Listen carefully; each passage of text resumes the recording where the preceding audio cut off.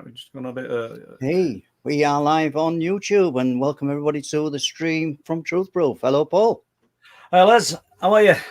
Yeah, we're not too bad. Nice weather's warming up a bit, so yeah, getting a few jobs Brilliant, going. isn't it? Yeah, absolutely. Yeah, had a good week. No complaints this week. All good. And looking at it, go on. Yeah, I'm stuck decorating, so it's not the greatest of pastimes, I would say. So anybody who dislikes decorating, painting, etc., then you're in my club. Well, I always said you wanted decorating, Les, but I don't know what for. But anyway, enough of the funnies. Let's just have a look what we've got here. We've got quite a few people in chat already, and I know I'm going to miss names. I do it every week. So we've got Stargazer, Sober Carper, Jojo, Adam Sandor, Rivington Pike, that's Lee. Linny's in, Mrs. Linny probably somewhere. Peter will be in. I think Mary's in. We said Jojo. Let's have a look. Gary Jones, DM Moon's son, Steph.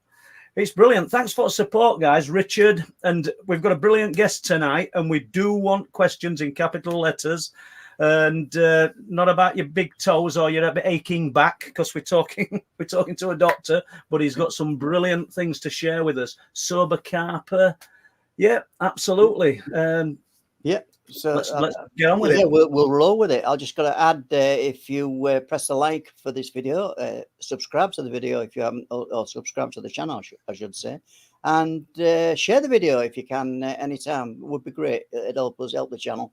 And without further ado, if you send any questions through to me, I will endeavour to ask our guest tonight some of the questions that you sent through. So without further ado, we'll add Dr. Ian Rubenstein to the stage. Hi, guys.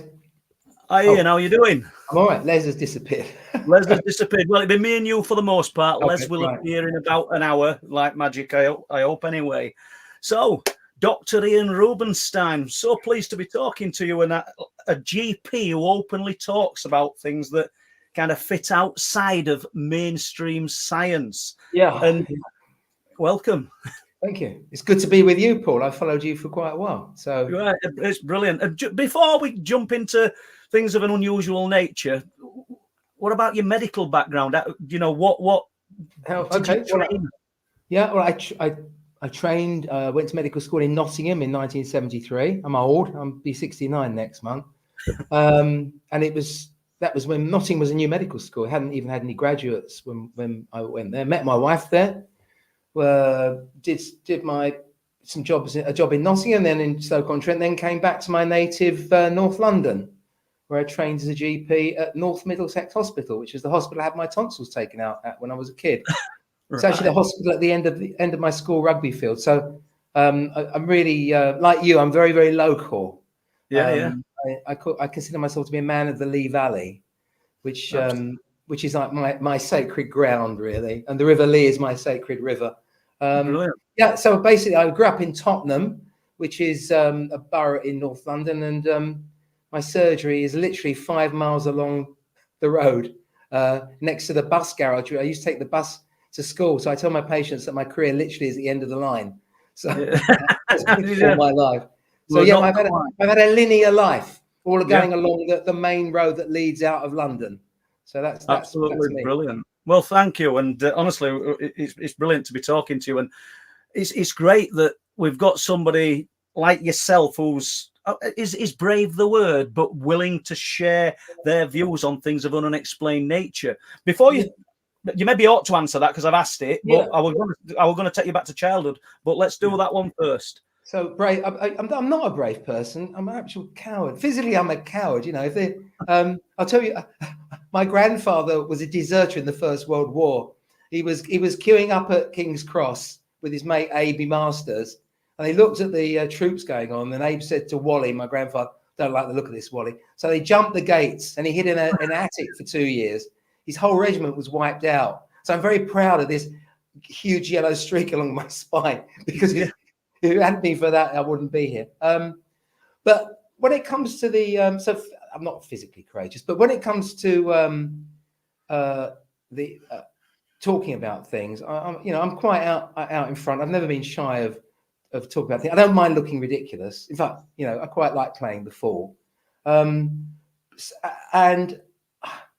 Yeah, I mean, the stuff that happened to me was so weird, and it was obviously real in some sense, that I thought it was important that someone ought to talk about it. I mean, the fact that I'm a doctor, I'd have done it anyway, but it was just something I had to share with people. And a lot of people feel like this, you know. We call it the space cadet syndrome. When you first start opening up, you can't stop talking about things. At first, there's that trepidation at first, though. You must have been a bit nervous at first, were you? No, I was never nervous of it. I mean, I found it exciting. And when it happened, you know, I'd been in practice in my, it was 2004, really. And I'd been in my practice for 20 years. And I was established there, and people knew what I was like. And I've always talked to my patients. I'm not the sort of doctor who puts barriers up. So I was telling my patient what was happening. I was telling my partners what was happening. And I wasn't saying, look, I believe it. But I was saying, look, this is what's happened. What do you think? You know, I'm just sharing my experience as I went through it. So I mean, I was flabbergasted by the experiences I was having. Can you start as early as you like then with some of these experiences? I mean, what happened was I've got lots of interests, and all related to the fact that as a GP in the old days you had to be on call. So a lot of the stuff I do had to be compatible with being on call and hanging around. So like I used to go to the gym, and the gym's in my practice area, so I'd go to the gym when I was waiting for calls to come through. Computer programming, something you can do when you're stuck at home. You're busy. It's like you've got to be on call till midnight, but it's a bit quiet, so you need something to make the time pass. So I'd spent about 7 years getting involved in writing computer software, and it really was a major task. I thought it was going to be the next Bill Gates. It didn't work out. I'm commercially gormless, apparently, I've been told. So basically, I give my software away. So, but I was so intensely concentrating on that. I think what happened was it focused my rather obsessive scientific left brain. And I was focusing so much on that. I think something sort of crept around the back while I wasn't looking. So the way I put it is I looked up from my computer and the world had changed. So the catalyst for this was that I had a big row with my family. It was quite nasty. I fell out with my mum and my dad and my sister. It was horrible. It's a pattern in my family. So I come from a large non-religious Jewish family. In fact, my family were very left-wing. In fact, a lot of them are in the Communist Party. My uncle Aubrey stood for Communist MP in Hackney in 1955. Mind you, he made a fortune in the holiday industry. He's your literal classic champagne socialist. Anyway, so I wasn't brought up with any spiritual leanings, certainly no religious stuff in my mind. My mum used to say religion's a load of Tommy Rot. So the thing is, I'd noticed in my family that all my cousins, I had sort of 4 sets of cousins, had the same problems with their parents I had with mine. And it was a falling out, and often people were disinherited. And me being a GP and interested in family therapy and that sort of thing, I thought about what happened to me and why. And I traced it down to my maternal grandfather. And he was a baker in the East End of London. He had a couple of shops, and he could have done very well, but for the fact he was a gambler. He was very fond of gambling on the horses. And I think because of that, basically the men in the family were not to be trusted. I think that passed down to the generations. And what actually made me think that the problems I was having with my parents were ancestral was at the time of the Kosovan War. I happened to see a woman with a 3-year-old lady, and she'd been raped. She was traumatized. It's in my, in my consultation room where I practice people from all over the world. And I remember looking at the 3-year-old little girl, and I suddenly had this revelation that my ancestors were refugees from the ethnic cleansing of Jews in Eastern Europe. And I suddenly thought, I remember thinking, this little girl, what's going to happen to her because her mother's in a terrible state? This will be passed down generation. I've seen generational trauma as a GP. It's obvious. Then I thought, but bugger me, that could be me. That little girl could be my mum. So that got me thinking about my family. And then I realized, and I discussed things with my cousins who were a bit skeptical at first, and They said, "Oh, you might be right, Ian." So I realised. Well, these messages you were getting, these No, these are just thoughts. So I was Right. thinking about my maternal grandfather. I'd never met him. My maternal grandfather and grandmother had died before I was born. So there I was.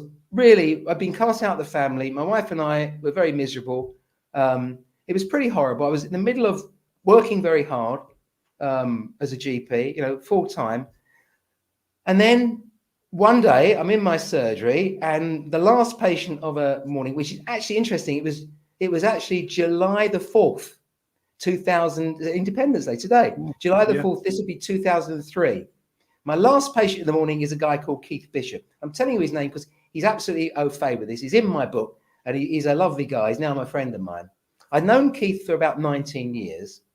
His dad had upholstered the mastermind chair. And because of, and because of that, although he was from a working class family, his dad had managed to get him a job at Bush House, the BBC World Service. And he's a very personable guy, and he had a radio program on the BBC World Service. And from that, he got into the BBC. And he was working high up. He's very good. He was very good with smoothing people over. So he was basically helping people. When the guests would come in, he'd sort them out. And he had a pocketbook full of famous names. And when he left the BBC, he founded his own PR agency, Keith Bishop's Associates. Actually, it was originally Media Celebrity Services. And he looked after people like Linda Lusardi, Nick Faldo, people like that. And when he'd come to see me, I got to know him over the years because I used to speak to him a lot because we're both from a sort of working class background. He was like a fish out of water with what he was doing, and I knew what he was feeling about. And we talk about these things, you know. He come with a bit of anxiety, and we'd share a few things. Found it very helpful, and I enjoyed our conversation anyway. So he came in. So he had the last appointment in the morning, and the trouble with Keith is he's lovely, but he's a bit of a lovey, and like all the lovies, they're a bit unreliable. So it was his last appointment in the morning, and he was a bit late. I thought, well, I'm not going to hang around for Keith because he might not turn up. And I wanted to go for a swim anyway. So I get up to sort of move away from my desk and leave the room. I felt something push me down. I tried that again, something pushed me down. And then the phone rang. It was my receptionist, Carol. She said, Mr. Bishop's PA is on the phone. He's at Southbury Road Station, which is literally 5 minutes from the surgery. Would you mind waiting for him? I said, yeah, but I'm not going to wait all day. Anyway, 5 minutes later, he rushes in, red-faced, panting. And he comes in. He's a big guy. A former box. He used to box as well. I wouldn't want to go against him. He's a lovely guy. He's tall. He's big. And he comes. He's like, "Hello, doc. Top man. No, sorry, I'm late, mate." You know, sits down and he's red faced. He's panting. And I'm going to take his blood pressure. I thought, well, okay, give him time to sort of calm down. So he sits down, starts telling me a few of his stories. Like, yeah, guess who I'm looking after now, doc? You know. Then suddenly he looks at me and says, "I'm terribly sorry, doc. I've got this man here. He's the grandfather you never met, and he wants to speak to you." And I thought, what? My first thought was, he's gone mad. And then I thought, oh, now, when a doctor thinks that, there's it's got implication. You think, there goes my day. I'm going to get him sectioned. That means I'm going to get the social services route. That takes all day. I'm not going to get my swim. It's going to sort out, knacker my whole day. Bugger that. And I looked at him and said, what are you going on about? He said, I've got your grandfather. I said, are you telling me you see spirits? He said, yeah. I said, Keith, I've known you for years. How come you never told me this? He said, well, it's not the sort of thing you tell your doctor. He'd think you're mad. I thought, yeah, absolutely. But he said, but I was intrigued because he said, it's the grandfather I never met, the very man I'd been focusing on. So he said, listen, he's going to speak to me through me. I'll tell him what he says. Please don't be offended by anything he says. I say, it's not me, it's him. And I said, okay, all right. I thought I'll give it a go because it's interesting. This is the man I was thinking about. So he didn't go into a trance, but he sort of went a bit like he was listening, someone behind. And he very rapidly started telling stuff. And it was dead accurate. He talked for about 20 minutes and everything he said was absolutely bang on. Based on what your parents had told you and... Well, what was happening in my life, what happened in the thing. Right. He didn't know this. There's no way he knew this because although we knew each other, he didn't know about my even I didn't know my grandfather. Certainly hadn't seen him about all the stuff in my family. That's what I'm pushing at. How did you know it was bang on? Yeah. If you didn't... He told me about my grandfather, what was happening in my family, what my cousins were doing, what I'd been doing, what I'd been thinking about, all the problems that were going on, and then said, don't worry, they'll be resolved. The date's very important, but that we won't talk about that now. Remember, it's July the 4th. Anyway, my jaw must have hit the floor. As I picked my jaw up off the floor, he said, was that all right, Doc? I said, Keith, that's amazing. Then he looked at me and said, my spirit guide, William. I said, who's William? He said, oh, he was my boss at the BBC. When he died, he became my spirit guide. And I thought, woo, cuckoo, you know. Okay. He said, you should be doing this. I said, what? He said, listening to spirit. I'm listening to spirit. What's spirit? Listening to spirits. Yeah, but spirit? He said, they're telling me that you should be doing this. You're like a man on the edge of a cliff. Don't be afraid to take a leap of faith off that cliff. They'll catch you. And with that, he left my room. So, and I was like, what? Keith gave me this mission, then told me to leap off a cliff. There was a sort of furtive knock on the door, and Carol, my receptionist, came. She said, Ian, you spent ages with Keith. Are you all right? I said, yeah. So I told her what was happening, what had happened. And she said, oh, yeah. She said, I watched Most Haunted. Have you ever seen it? I said, no, never seen it. She said, oh, yeah, this is real.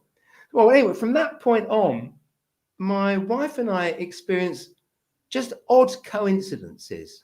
Just before we jump to coincidences, Ian, so I just want to draw you back to, you said you tried to get up and you were pushed down. Yeah, I felt like I'm not fit. It's just like, get up. No, sit down. Get up. So no, is that, do you think we're all part of the experience? Yeah, and, definitely. And had your friend come for a consultation about his health or come to tell you? No, he'd come for a blood pressure check. That was it. Right. Okay.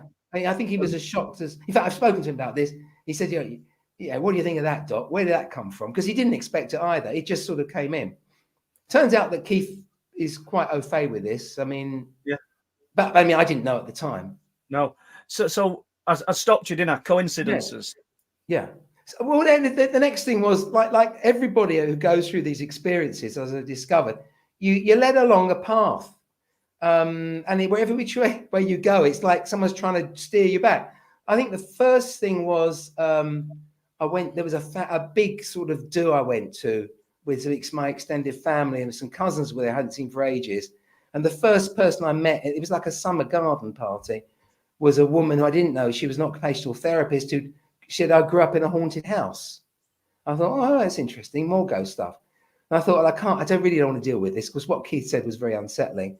So I went into the kitchen to get a drink, and then there was another garden at the other end of the kitchen, like a big house with 2 gardens. So I walked out into the other garden to get away from it where it was quieter. And there was my cousin Rose in a swing bench speaking to a guy she was sitting next to, and she was saying, I used to be a spiritual healer, but I had to give it up when the kids were born. So I said, what's going on, Rose? Why suddenly have I come across this? I said, oh, that's easy, and they want to work with you. I said, who? I said, spirits. When they die, if they were doctors or nurses, when they die, they still want to work with people. And if they've obviously pegged you for someone who they can work with, so they're going to try and work with you. And I thought, wow, I don't believe in this stuff. I mean, it wasn't, I didn't believe, I hadn't even considered it. I didn't dismiss all this stuff. I've been intimately interested in all the stuff that you're interested in all my life, but it hadn't been forefront. It sounds like you were almost being pursued at this point. Yeah. There were a couple of other things I'm trying to remember. One of the it was a period of stress. It was my son's O-level results, my son Josh, and the plan was that I was going to do my morning surgery and get home so he can come give me the results. So the plan was to do any home visits before the surgery, and then I can just go off, see the patient, and come back, do my surgery, and go home and be with Josh for the results. Anyway, I was in such a state I went to the wrong house, so I had to go back. So when I got back, I was late. But when I left my surgery or my office, I just threw my keys on the desk because the patient was just around the corner. I was going to walk there, so I didn't use my car. So I put my keys on my desk, and as I put my keys on my desk, as I left the room, I felt a blow to the back of my neck, like someone had gone like that, and I literally heard a voice, and the voice said, "Pick up your keys, or they'll get stolen." And it was literally like I could hear it, and I thought, nah, just nothing. So I leave my room, go and do the video. Wrong house. Find the right house eventually. Get back with time, just about time to spare. As I get back, and my other receptionist, she says, Ian, you got a blue Corsa? I said, yeah. She said, well, some kids have just nicked your keys and they tried to steal it from the car park. And I said, oh, I knew that was going to happen. She said, well, why did you leave your bloody keys there in the first place? I said, oh, no.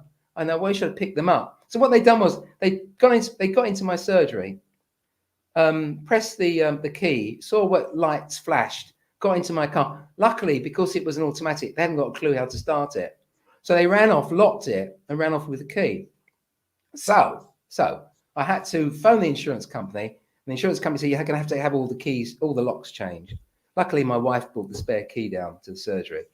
But I had to go across to the police station, which was opposite the road. It's been pulled down now. Now it's a housing estate. But they had police stations in those days. You may have noticed a lot of them being closed down.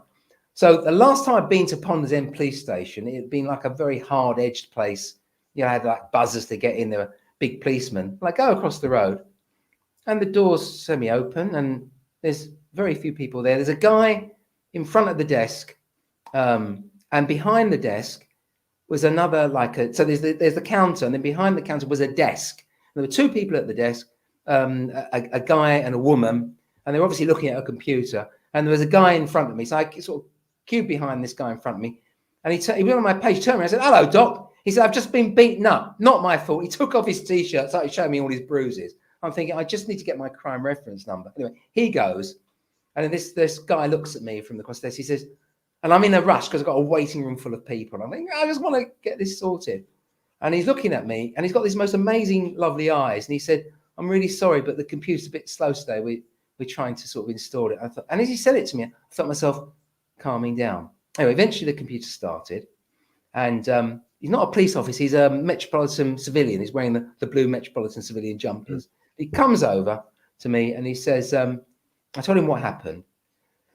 And he said to me, "Where do you work?" So I'm a doctor across the road. And he said, "Oh, I'm actually a psychiatric nurse." I said, "What are you doing here then?" He said, "Well, I'm doing a degree in spirituality, and I'm just filling in here as a part-time job to make a bit of money whilst I do this degree." I said, "Oh, you'd be interested in this. I had this weird experience. I heard a voice and told him my car keys are going to get stolen. And then it happened. And I told him what happened with Keith.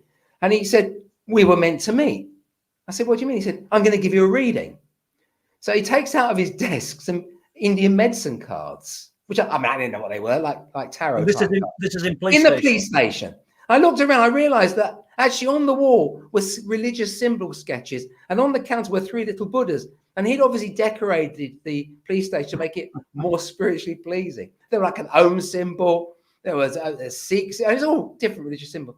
Anyway, so I chose a guy. He said, "Ask a question." So the question was, in my head, would my software be successful? So he takes the card from me, consults it, and said the answer was, "The world is not yet ready," he said. I said, and I thought, yeah, okay, fine, that's it. It probably isn't. It probably never will be. Eventually, I got my crime reference number. And as I walked out of the police station, I had this weird feeling that if I were to go back in there, he wouldn't be there and it'd be a very different place. I felt like I stumbled into Shangri-La. So I got back to the surgery and told all my receptionists what happened, because I was giving a blow-by-blow account of all the weird stuff. And they started singing the Twilight Zone theme, all that stuff. I mean, stuff like this kept on happening. And I can't remember everything. Can I just pull you back to one thing? Yeah, you said that you got the voice, like you got the sensation at back of the head, and you got a voice. Yeah. Are we saying, or are you saying then, Ian, that spirit or whatever spirit is? I mean, you're going to correct me because I'm assuming you're of the firm belief it's the deceased. It's deceased. No, I'm not of the firm belief it's deceased. No, I don't do it. Like, your T-shirt, I don't believe. I don't believe in humans. Oh, you don't believe in humans? Oh, I see. I believe in humans. I just don't do belief. Right. So sorry about that. And so my point is, are we saying that this unknown other then can actually see into the future? It actually knows what's going to happen because it obviously did. Yeah. I mean, well, this is, I mean, we can talk about, when it was happening at the time, it's all a bit weird. I've thought long and hard about this. And I think I've come to the conclusion that space and time are not what we think.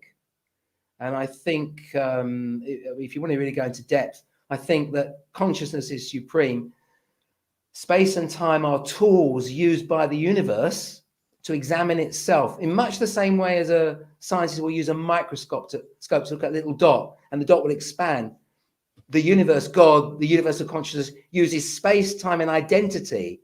That's you, me, space, and time to examine itself. In other words, it's the universe becoming conscious of itself and examining itself and adjusting the universe. Because if time isn't real, if time is a psychological phenomenon, creation is now. Yeah, we're There's in the a now. universal now, and it's and we're part of it, and we're doing it, and that Yeah. explains a lot to me. It also explains why shit happens, because we think of God as being omnipotent and all. No, but actually, it's not like that. It's a work in progress. Anyway, Yeah. so that. No, thank you. And I probably stopped your train of thought. No, go. Let's pick up. So what about your patients? How do they view your involvement in this? Because I suppose it's a lot. It's part of your life now, isn't it? Yeah. Well, I kept quiet at this stage because I mean it was just a weird series of events. Eventually, I did start speaking to patients, and one of them was Dave Godfrey. So my wife is a doctor. She's retired now, and she's a family planning doctor, and she worked at the local family planning clinic. And her nurse Rhoda was one of my patients, and Rhoda's husband Dave Godfrey was a very impressive guy, a superannuated hippie. I mean, he was actually a science teacher, so he knew science, but he'd done his time in the sweat lodges, and he bangs the drums at Stonehenge. So it was all of that, which I thought was pleasantly dotty. But I he came to see me, and I was talking to him. I said, Dave, what do you think's happening here? And he said, this stuff is very interesting. It does happen. He said, the only way you're going to get a handle on it is if you join a psychic development circle. So I said, well, what are they? He said, well, they're at spiritualist churches, and it's a way of training, because if you don't train it, it can be quite destabilizing, even dangerous if you don't handle it properly. So I said, oh, look, Dave, I'm a non-practicing Jew, and Poonam, my wife, she's Hindu. We don't go into such things called churches, He said, well, his spirit used to him. His spirit wants to work with you. They'll find a way. That evening, Poonam, my wife, is looking in the local paper, the Enfield Advertiser, and she sees a small ad. And the small ad is for the local spiritualist church called the Beacon of Light Spiritualist Church in Enfield. And it says, Keith Hudson is doing a demonstration of clairvoyance. All welcome. So another Keith, not Keith Bishop. Keith Hudson. Now let's go back to when I was 19. Can we jump back? Okay. So I'm 19, 1974, right? Men were landing on the moon. Well, they just finished. I was a first-year medical student. I just done my A-levels. Science, right? It's the first and only long vacation I got. So I was at my friend Nick's house in Oakwood, which is just in Enfield near me. We'd all come down for the summer holidays. Nick did physics at Leicester, and I was doing medicine at Nottingham. And he was my best friend from school, and he ran a disco because physicists didn't have to work as hard as medics. And at the weekends, he'd do a disco, and he had loads of friends. And I'd go to Leicester, drive there. It's only 30 miles from Nottingham. And I knew all his friends. We had a good time. And anyway, so we were at Nick's house. Now, Nick's girlfriend, Felicity, was there. And I was with my sister. So we were all 19. And my sister was age 50. Now, my sister had a crush on Nick. And Felicity had a crush on me. So this is important. Now, I just had my girlfriend, my wife Poonam. I had this other guy. This is great. I was enjoying this, Jack the lad. We were in Nick's front room, right? It was about 11 o'clock at night. We never took drugs. We didn't drink. We were just drinking coffee. Full electric light. It was about 11 o'clock on a summer's evening. Now, Felicity had long dark hair. She was quite an attractive girl. She was sitting next to Nick on a settee, and I was sitting opposite them, and my sister was sitting so that she saw our profiles. So my sister was to my right; she could see our profiles. And I'm talking, like I do. I talk quite a lot, and I'm looking at Felicity, and all of a sudden there was a blonde-haired snow queen there. I mean, I'm not kidding. It was like, and I didn't even know what I was looking at. I was looking at her face, And all of a sudden there was a different face there. It was like Galadriel. If you've seen, in Lord of the Rings, pale blonde hair, high cheekbones, fringe, shoulder length hair, and Felicity had long dark hair, very thick, slightly distorted white lips, like there was white lipstick, frosted lipstick on it. And this being looked at me with these amazingly blue eyes. And the only way I can describe it is, remember in Close Encounters of the Third Kind, when the thing comes out, this white light comes out, and they all go, whoa, like that. It was like this white light had knocked me out. It wasn't that a white light. It was like this, I'd been knocked off by this light. And I got this, well, now we call it a download, but such a word didn't exist in 1974. It was this, as if an information packet had been dropped in my mind, and all I had to do was unwrap it. And I got these messages: stop, what you're doing is wrong. I knew what that meant because I've been playing with Felicity's emotions. That was said sternly, but not unkindly. And then it was, mark this, know there's more to life than meets the eye. One day you will understand. And at that point, and it was about 2 seconds maybe, I heard my sister screaming at the top of her voice, and she stood up and she was hysterically screaming, my God, can you see those lips? I turned around to my sister and said, well, you've seen it too. Look back to Felicity. She was completely normal. So how does this link to Keith Hudson? Well, I'll tell you. After we'd stopped running around in circles, we jumped into I had my dad's car, jumped into my dad's car and drove Nick and Felicity to my home, knocked my parents up. It was now about 2 o'clock in the morning. You can imagine what they said. They weren't happy. Take them back home and come to bed, you silly children. So the next day I phoned my friends. And my friend Steve said, I don't know what this was, Ian, but my next door neighbour is a medium. He's called Keith Hudson. Why don't you come around and tell him? So I go around to see Keith Hudson. He's a very strange man. Now we were 19, he was 27. Tall, thin, gangly. He was losing his hair then. He had a sort of snorting laugh. I thought it was a bit strange. And he had a little book, which was the Spiritualist National Handbook. And he said, oh, yeah, this is what you saw was Transfiguration. It was a spirit guide protecting her, presumably from me, as draining her psychically, I suspect. And I thought, I don't believe that. But when Keith met me, he said, you've got a lot of knowledge around you, and you don't know you know it, but you will one day. And I thought, well, he would say that. I'm a medical student. That's easy. Anyway, I thought, I don't buy what Keith said. It must have been a hallucination. But the problem with that is my sister saw it too. And she just saw exactly the same thing. And I know she saw it. She doesn't even like talking about it. In fact, I fell out with my sister over this because I insisted on talking about it. She didn't like to talk about it. That was going to be one of my questions. Do you talk about it? No, that's part of the thing is her daughter Leah was interested in this. And I would talk about it. She didn't like me talking about it. Anyway, that's another story. But I thought, well, okay, if it's not that, not a spirit guide, must be hallucination, but it can't be, because its telepathy is real, and they're both weird, not in my science books. So I was in a double bind. So what do you do with that, Paul? I mean, you well, I don't want to push you on your sister. You might not want to talk about it, but have you got different views on what it was? Yeah, I asked my sister. I mean, I don't actually speak to my sister. Because of this. No, other stuff. You don't have to go into that. I did meet her, and I said, well, what do you think it was? She said, circles and electricity. And I said, what? She said, it's circles and electricity. No, I don't know what I don't know what she means by that, but I can't actually speak to her. No. She obviously, I mean, what does that mean? I don't know what it means. Well, it obviously means something to her, doesn't it? I mean, one day these things might be resolved. You might get to, you might not. Yeah. But do you know, not just because I'm interested in the UFO side of things, because I think what you're talking about is absolutely fascinating and a big part of what we're all involved in. You know, I think there's a bleed through into it all. But the way you described that figure that you saw, it almost sounded alien-like. Have you ever given that any thought? Well, you know, I mean, we make these distinctions between aliens and UFOs and stuff, but I mean, I don't know. I mean, listen, I've been into UFOs. I mean, the thing I do believe in is UFOs. Let's make this. I'm not sure about life after death, even though I'm a medium. I mean, as a trained, I'm not a scientist, but when you're trained in the sciences, you're taught you don't do belief. You just create a hypothesis, and then when more stuff comes along, you destroy that hypothesis and have a stronger one. So what you do is, you know what you don't know, but you're never entirely sure what you do know, and that's the proper scientific method. But I'm pretty convinced in UFOs that there's something there.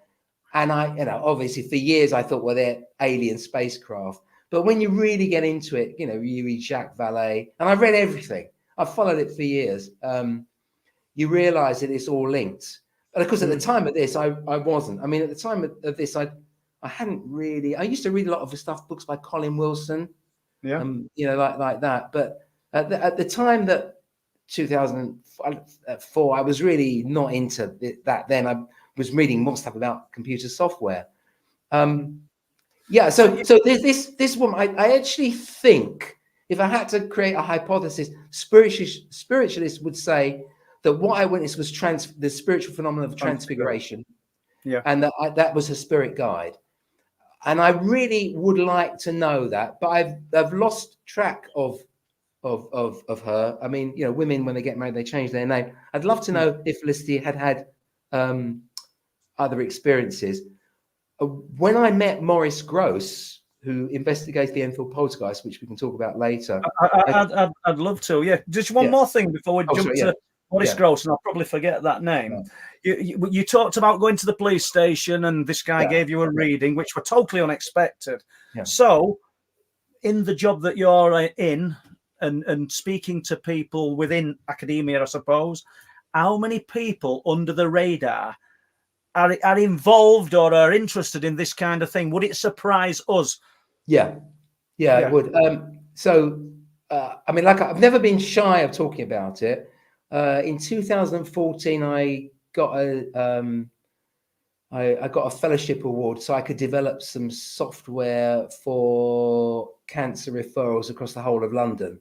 So they used my system, which was quite nice, and I got the chance to meet quite a few academics. Otherwise, I wouldn't normally meet academics. I remember this. My book had just been published, and I was at an office do in a pub one evening, and this professor of renal pediatric kidney disease, you can't get more narrow than that, came up to me, and she said, "Ian, I hear you've written a book about spiritualism. I'm really interested in that. Tell me all about it." And so my experience with doctors is that when you talk about it, a lot of them had experiences, but they're frightened to talk about them. And they don't really like to, because they think it will destroy their professional reputation. But I guess my professional reputation has always been in shreds and tads anyway, so I don't really care about that. So I don't know, I mean, that's something I've never really. Right, Ian, you've got to be doing the job right, else you wouldn't be still doing it, would you? I mean, to be honest, I've never really been one for these about, put yourself on a pedestal, all this stuff. I think we're all in this together, and if I have an experience like this, to some extent, it's my duty to share it with people, because just to let people know these things happen. The fact that I'm a doctor does help, I suppose. I mean, it's a unique selling point. There are not many doctors talking about this, but I'll tell you, if you go through the history of spiritualism, a lot of doctors have been involved in spiritualism. Yeah, I mean, you'd be surprised. So I'm not the first. I thought, oh God, I'm treading this path on my own, but no, it's a well-trodden path. It's perhaps not so well-trodden to be sort of talking about it on that's TV what I mean. So without, or on podcasts and things. So without going into details and passing anybody's names, have you actually heard some incredible stories and accounts from people that would rather not put their heads above parapet? No, not really. I've had them. There are doctors. I mean, there's Dr. Sam Parnia of the Horizon Institute. I don't know him, but he's doing this near-death experience thing. So there's a lot of doctors who've been into this. No, I'm probably the only practicing doctor. There are a couple. There was a doctor. When it all happened, I thought, well, I'm a doctor, I must be going into healing. So there was a doctor in Harley Street who he had an article in the Pulse magazine. It was about he was a healer. So I phoned him up. I thought, well, maybe he'll give me a few pointers. And he answered the phone. He was whispering. He said, yes, I'm a healer. And I said, yeah, I had these weird experiences. Yes, you may be heading for healing. I said, well, why are you whispering? He said, because I've got an alien living in my flat. He's very shy. He doesn't often show himself. And I thought, Okay, fine. Yes, I'll sidestep this. Yeah. I just you got to sort the wheat from the chaff. So I'm not sure about him there, but no, I mean, I've met some other professionals. I mean, I know some sober professionals who've had some incredible experiences. I know a couple of teachers, retired teachers, who witnessed, who were at the Skull Experimental Group. You ever heard of that? Yeah, I have. Yeah, very much so. Yeah, they were actually there, and they witnessed. And these guys are straight up solid. You can take what they say to the bank. They were at the Skull Experimental Group twice.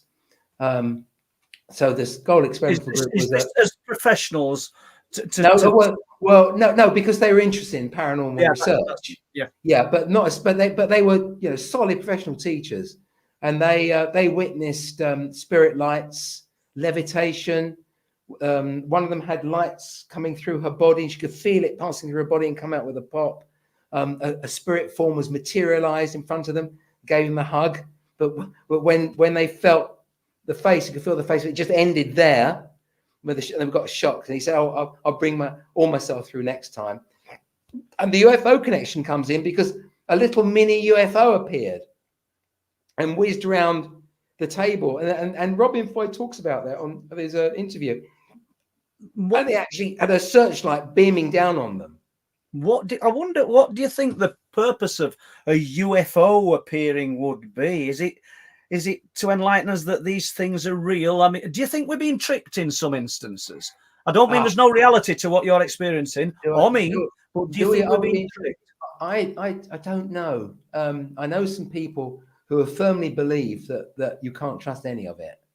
There's a guy, Steve Mira and Barry. I know Fitzgerald. Steve very well, Barry. Yeah. And I've heard them talk, and they believe it's you got to be quite careful with this stuff. Well, we spoke this year, earlier in the year, myself, Steve and Barry, at the dark side of ufology about this phenomenon being a trickster. Yeah. And of course, there is a book, I can't remember who wrote it, called The Trickster and the Paranormal. Personally, I have found it very helpful and so far positive. So I don't know. I think the phenomena you may use if it's designed to develop us, to develop our psychic awareness. I think it uses surprise as a way of opening us up. And in Sufism, which is the mystical branch of Islam, Sufi teachers, so I believe, will often trick their students. So they believe something, and then they realize that they believe the wrong thing. And it's to show the student how you've got to open your mind, and you can't take reality at face value. There's something behind it. So it is trickery. It's that. But is it to show how easy it would be to be deceived? Yeah. But I mean, there is this nuts and bolts element to flight to UFOs. I suspect it's our definitions are wrong. I think we make a distinction between spirit and matter, earth and space. But I think our definitions are probably wrong. For example, why do we think if we go out in a spaceship we're going to find aliens? I mean, if you're a spacefaring people, space is here on Earth, and we're in space. Yeah. They're not going to be on the moon. It's not like there's a barrier on the other that says, okay, space ends there, but we're in space. We're in the universe. So why can't they be here? Maybe they come from a different dimension. Yeah. Maybe it's not a dimension. Maybe it's just that we only see a small slice of reality, and these beings come from that. So let's imagine you're a caterpillar on a leaf, right? All you know is a flat plane, which is the leaf. You can't look up. You don't know anything. And then a sparrow lands on your leaf. You think, bloody hell, where's this sparrow? Where's this monster? And where does it come from? It flies away. You don't know what air is. And then one day you turn into a butterfly, and then you know what it's about. So there's that sort of idea. Yeah. Maybe our view of reality. Do you think then that we're just growing and maturing, or to pass on to another kind of I life hope so. after this life? I hope so. At 69, I really hope so. Be a bugger if there's nothing afterwards. So, okay, but we're not going to questions yet. But before we touch on the Enfield Poltergeist, but I'm glad you brought that up, because I just wrote Poltergeist down here. Right. You said a name. I can't remember the guy's name now. Maurice Grosse. And where were we going to go with that, Ian? Oh, it's just what you mentioned about the face change, where it was from. And well, I met Maurice. I was introduced to Maurice Grosse because various doctors found out that I was interested in it. And one of them was, I met him in the gym. He said, "Oh, Ian, you're into all this stuff, spiritualism. I look after Maurice Grosse." I said, "Oh, really? I know. I've heard of him." He said, I could probably get, if you want to, I'll ask him if you'd like to have a chat with him. So I said, that'd be lovely. So he then phoned me up and said, "Maurice would love to hear from you. Here's his phone number." And I phoned him up and I went round to his house. And he played me the original Enfield Poltergeist tapes. He's a lovely guy. He told me his story, how he got into it. And when I left, I told him of what happened with Felicity's face and my sister. And he said, "Ian, I hadn't told him I was actually training in a psychic development circle. So I was still a bit shy at that time. I thought he might think it was a bit odd. And he said to me, he said, "Ian, you know what you are, don't you?" I said, "What?" He said, "You're an undeveloped physical medium. And she used your energy." And he said, "I think your sister is as well." I said, "Well, actually, Maurice, I've got to tell you, I am in the development circle." He said, "Well, that's good, Ian." And actually, he then shook my hand and said, "After 30 years of investigating paranormal phenomena, I have no doubt that there is life after death." That's the last thing he said to me. And then a year later, he died because he was quite old. So I hope Maurice is out there somewhere, maybe listening to this podcast. Well, obviously, we want to talk about the Enfield Poltergeist, but I'm just reading this. But it says, "You say your ideas of what life is all about were stretched beyond breaking point." Did you ever feel despair at some point? Or... Well, the problem is that I like to have everything worked out. I mean, I've got this playful side to me, but I've also got this rather obsessive side, the bit that the scientific side, the computer programming side. And, you know, I was lying there thinking, well, how does it all work? And I mean, really, and I'm still trying to work it out. I'm a lot happier now. I've got my ideas are a bit more firmly formed. You know, if this is real, what does it imply? Do you think we're meant to know? I think we're meant to try and find out. Yeah, I mean, we're on that journey. But it strikes me that everything I look into, sometimes I form ideas and I think I'm on it, and I think this is what's happening. Yeah. And I haven't got a clue. You know, something else happens that totally flips it on head. Yeah, it's always wrong foots you. I mean, the whole thing about this is trickster element of wrong footing you, and that's part of it. Because obviously, it's a bit like we're ants on the ground, and there's this stained glass window. We can't see the window, but we can see the light on the ground. I mean, we can't work out what it is. A bit like Plato's cave idea. Obviously, we can't see the whole thing, but we can get intimation, indications. So I mean, like for instance, my ideas about time and space, and that my idea that there are different sorts of time, so that maybe when you die, if there is life after death, you still experience time, but it's not the same time we have. Imagine this is our time, right? That's our psychological time from there to there. When you die, your time goes like that. You still experience what to you feels like time, but you can then look back and you can look down on the whole of earthly time. Maybe that's John Keel talks about that in the Mothman prophecies. You know, when they start getting things about the Silver Point disaster, the bridge that collapsed. He said it was a bit like, imagine it was someone who could see something off in the distance when you're on the ground in a car, but they're in the top of a skyscraper. Yeah. So that's with space. Imagine that with time. It's fascinating, and you'll have heard this, I'm sure, but I've heard a few accounts of people who've died and then come back, you know, been revived or you know, medically revived. I don't know. And people have asked them what it was like, and they've said this, and some of the replies were just black, just blackness. But that implies to me then that there was something. If they were aware that it was just blackness, then there was something. Yeah. Well. This is interesting because if my current hypothesis is that consciousness is fundamental, and actually this is what the spiritualists say. There's a lovely spiritualist book written, I think it's by the Arthur Finley, and at the end of it, it's Victor. He says, the last page is the universe is mental. Now, I thought, yeah, it's bloody is mental. But but actually, what he meant was it's a mental phenomenon. And then the way we think of it now is it's virtual reality. Yeah. It's not real, right? Like the Matrix. So, I mean, you know, you can be in the Matrix, but there's nothing really there. So it's really that the universe is a mental construct by universal intelligence. You know, I agree with that. But the question then is, how do you explain unconsciousness? Because, you know, when you have an anesthetic, you really don't know. It's like a scene shift.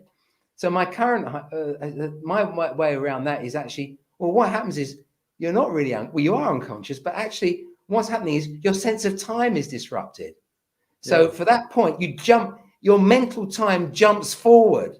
So that period of, so if you obviously you know there's blackness, then there obviously is a degree of consciousness. But if it's literally like 1 minute you're there, 1 minute you're not, I would say that what happens is for that point, for you, the universe doesn't exist, and you've jumped forward in time.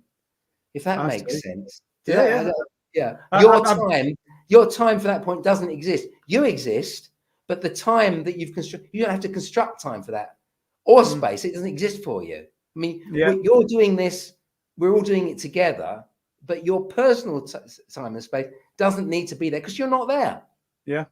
I've probably got a bit of a more flowery, fanciful notion for it in my mind when I'd heard these, not just one person just say it was black, there was nothing, there was just blackness. And I'm thinking, well, there's an awareness to you because you've said it's just blackness. But then I thought to myself, maybe if you passed over, and bearing in mind Paul Sinclair knows nothing about this, just my ideas, maybe if you pass over, you don't just skip into some utopia and everything's beautiful. Maybe you have to wait for that transition, and that's why there's just blackness. It's just thoughts. I mean, just throwing them out there, you know, and seeing anything hooks on anything.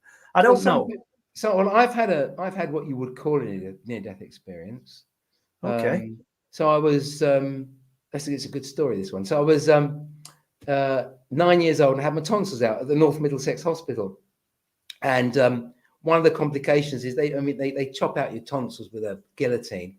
And then normally it heals and you get ice cream and that's lovely. But for me, it didn't heal. It was bleeding. I was swallowing blood and I was vomiting it up. I was quite ill. I mean, I wasn't at death's door, but I'd lost a lot of blood. Yeah. And eventually they realized and they took me down to the operating theatre. And I remember having the mask put over my face. And then all of a sudden, I was in this tunnel. Now, it was like I was standing up in a big black garden polytunnel. So like with the ribbed polythene tunnel, it was black and it was curving off into the distance to the left.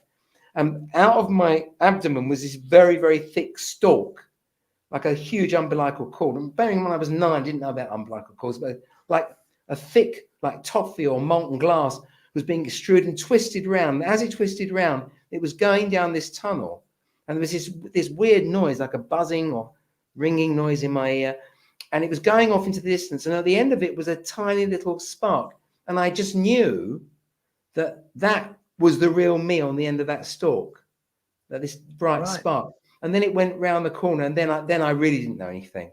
And for years, I told that story about my so-called near-death experience. Funny thing. Sound like it though, Ian. And it kind of implies there were a knowing there at a real early age. There was something. I think so. Yeah. So the funny thing about that is 17 years later, I'm working at the hospital as a house officer in gynecology. Right. And in those days, if a woman had retained products of conception after she delivered a baby, she'd be bleeding and it'd be smelly discharge. You get her in and you do a DNC, dilatation curettage. And I would do that. At the age of 23, 24, you'd be on call, you book the theatre, get the anaesthetist. It's a simple procedure. So one evening, a woman comes in with this, and I phone up the operating staff to get the theatre. They said, "Oh, you can't use that theatre, the normal theatre. I'll meet you in the corridor and show you where it's being decorated. I'll meet you in the corridor. I'll show you where the temporary theatre." So I follow this woman around the corner and everything. All of a sudden, we go into this operating theatre, and I go, she said, "What's the matter?" You were in there. I said, "I've been here before." She said, "You can't have been. It's the old paediatric ENT theatre. It hasn't been used for 10 years. That was the operating theatre I had this experience." The thing is, all operating theatres look the same. And anyway, when you're anesthetized in the anteroom, not in the theater. So somehow I realized that. So that I mean, that's a little bit psychic, I suppose. It was quite a lot, to be honest. Yeah. Before we go to questions, what about hypnosis then? Have you? I used to do hypnosis. It's very, very powerful. I used to have quite a big hypnosis practice. Again, when I was doing gynecology, we had a woman who'd been catheterized after hysterectomy, and we couldn't take the catheter out. She kept on going to urinary retention, and she'd been blocking the bed for about a week. And in exasperation, the consultant said, "Anybody got any ideas?" I said, "Yeah, we could try hypnosis." And she said, "Well, do anything, Ian," and it worked. So she started sending me patients, and I started doing it. I mean, I've been doing hypnosis since the age of 15. I taught myself at school, and got into trouble for it actually because everybody was queuing up. Tell us the story, then we'll go to. Okay, so it started. So I was the sort of the rather overweight, bespectacled, nerdy guy, and I was frightened about getting beaten up in the place. It was a rough school, so I was the school librarian. So, and I used to sort of do my homework at lunchtime, and then go home and watch TV. But I read this book. I got this book out, and it was about the power of hypnosis, and on it was this swooning woman with a powerful guy smoking a cigarette. Obviously, she was in his power. And I thought, I'll have some of that. I was 14. I taught hypnosis. So I learned to taught myself hypnosis. So I remember the first person I hypnotized was this girl called Kathy Thatcher. And she went under like anything. And I made her arms stiff. And then I got the school football captain, rugby captain, try and bend it. And he couldn't. Well, word got around that Ian could hypnotize people. And then they were queuing. They literally were queuing along the corridors. And the teachers to go into the library. And the teachers never seen this. So eventually they found out, obviously. And the headmistress called me and she said, "Ian, I do believe in hypnosis. I've got a degree in psychology, but it's not appropriate to do this at school. And by the way, would you sign this disclaimer form?" Which I signed. Looked very official. This was 1967 And I think she's very prescient because she was covering her ass with paperwork. Well, we're all doing it now, but she was probably the first person to do it. But she said, "Well, when you go to medical school, they'll teach you that," but they never did. No. And they still don't teach. And do you use hypnosis in your everyday work occasionally? No, not now, because it just takes too much time. It's very tiring, actually, doing it. It's tiring on you. It drags a lot of energy out of you. Yeah. It's quite tiring. You're doing a lot of talking, and I really do believe there is some sort of transfer of energy. That's the old guys used to talk about magnetic fluid and all this stuff. And I got a sneaking suspicion there is some sort of transfer over. It's very powerful. I'll tell you a story, a sort of psychic story about this. I used to use it a lot. I used to use it for sewing up episiotomies when women had delivered their babies. Really helpful, controls bleeding and pain. And I did it when I was putting in an intrauterine device for contraception to a woman. And she found it really useful. And while she was on the couch, she said, "Would you mind doing age regression on me? I'd like to see if I had a former life." I said, before I was into any of this, I said, "Yeah, I'll try it." So I took her back and I was with the nurse and she was all up for it. She went under. I said, "Now going back to former life." And then she started to change. She was a young woman and she looked haggard. And then her arm curled up and her leg curled up. I thought she'd had a stroke. And I tested her reflexes. And there are certain things, if you stroke their foot, the toe goes up and they become hyper-reflexive. I thought, bugger me, I've given her a stroke. And and anyway, I brought her back and she was fine. And I don't know what objectively, she'd become an old woman. So I don't know where'd she gone. And she didn't remember anything about it. I thought, well, I'm not going to do that again. But that was very interesting. Yeah, fascinating. And on that note, then, because we know we've got Enfield Poltergeist, and I want to go to just a little bit more on this past life regression afterwards. If you've got any more stories about that. No, not really. Oh, yeah, what about me? Yeah, but not. But let's do that in a moment, because we'll go to Les, and because I'm sure he'll have some questions. You all right, mate? You got some? Yes, and great show so far, and great support in the chat, and thanks everybody for coming on. Just going to have a drink of my homemade kombucha here, Les. Sorry. That's fine. Yeah. So we'll get the basics and the important stuff out of the way first, Paul. So I'll put this one on the screen. I know you've shown people it earlier on in the stream, but what does Paul's jumper say? Oh, sorry. I don't believe in humans. There we go, Ginge. Yeah.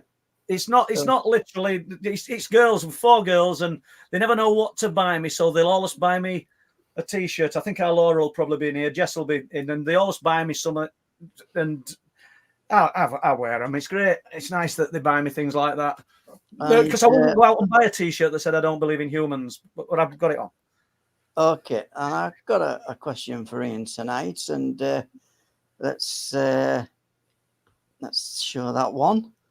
And because you've been so engaging tonight, my Ian, jumper still, that one. Can I tell you about my jumper, my T-shirt? Yeah. When I was a great fan of Patrick Moore, so I made a Patrick Moore T-shirt up. I put Patrick Moore on it. Unfortunately, I didn't realise that when you wore it, that you've got to put the words in the middle. So when I wore it, it had Patrick Moo.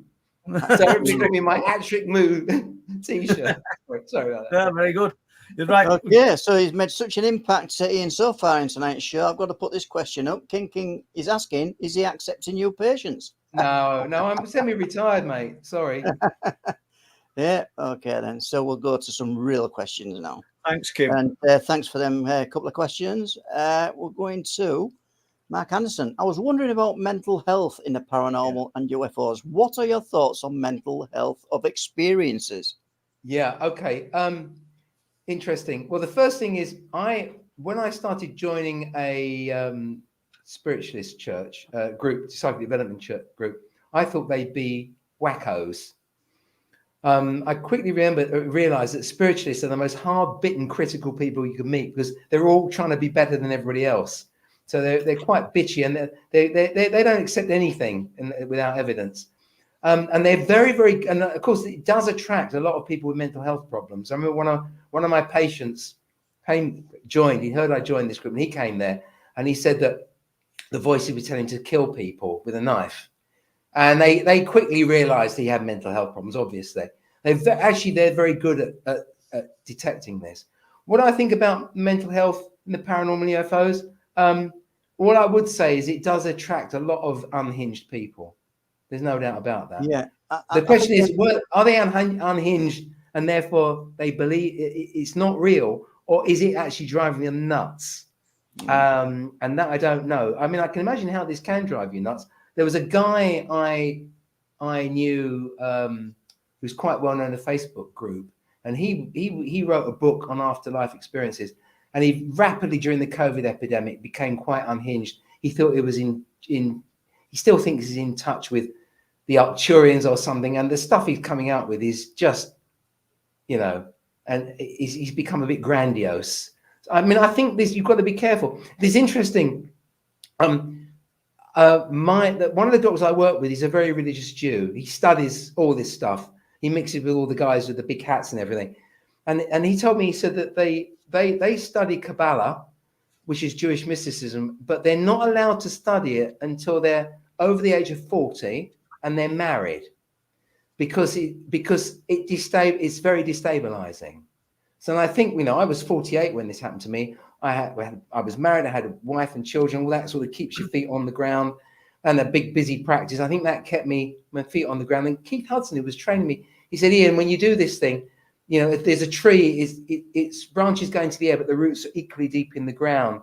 He said, you do need deep roots. You need to be well anchored if you're going to do this. And when they talk about, I never understood what the term grounding means. I said, what do I mean by grounding? They use these terms, and me being sort of scientifically orientated, I want to know what they mean. But when they mean grounded, they actually mean rooted in the ground, grounded in everyday reality, and also sort of spiritually grounded in terms of earth energies, which is a separate thing. I mean, if you're not careful, you go through. Well, we all go through the space cadet phase. I did. I couldn't stop talking about it. I was the guy at parties who'd come up to you with a celery stick, and I'd be backing you into a corner saying, "This is what happened to me." And you can see people sort of eyes glazing over. So that's called the space cadet phase. Earth to Ian come in. And you said the age of 40 before they'll start sort of getting you involved in this. Is that because of the wrong kind of influences that you could? No, I think you have to be stable, mature, have a well. I mean, a well I mean, when you're older and you've got a lot behind you, that weighs you down, and that anchors you, doesn't it? Anchors you into life, because this stuff can throw you. But it can be very destabilizing. I mean, it makes you think about things, and sometimes you can overthink. I'm guilty as charged. No, I'm going to say, I think we all do it to some degree, don't we? Yeah. Thanks for that. Ian. I've got another question. I've got a question from Karen Beeman. Thanks for the question, Karen. Have you seen anyone's face change into something that isn't human? No, I have, in broad daylight, and it's terrifying. No, love to hear that, Karen. I know someone who has, or second-hand account. I was at a conference at Lincoln University. It's quite one of the Earth. Was it Paul? There's the guy who does Earth Energies. He's quite a researcher. I can't remember his name now. Paul Devereaux, is it? Yeah, Paul Devereaux. That's the guy. He told me about a friend of his who at a shamanic ceremony.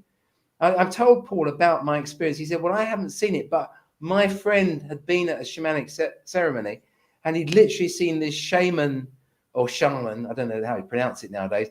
His face had taken on the semblance of a wolf." But I personally haven't.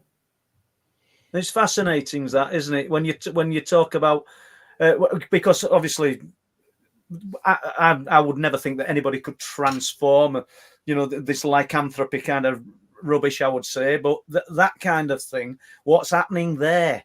Because it can't be some kind of illusion that they're portraying. What? Well, I think if it works out that the universe is a mental phenomenon, right? And I don't like the term the Matrix, but if we're in the Matrix, okay, you could easily imagine you could tweak the code, the avatar could change a bit. Yeah. So it could be that. I mean, it's just the normal rules are the rules of physics.